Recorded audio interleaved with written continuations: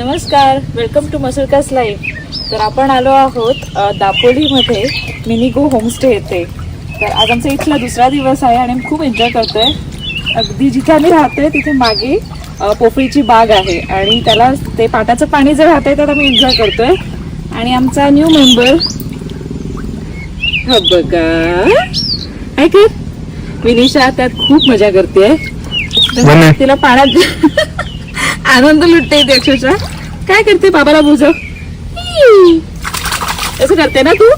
म्हणजे जाम मजा करते, तिला जाम आवडलं. इकडे तिकडे तिकडे धावते आणि पाणी बघितलं आता तिला खूप बरं वाटलंय. काका भिजव काकाला. Very good. बाबाला भिजव. Very good. चला चला चला चला पुढे जाऊया.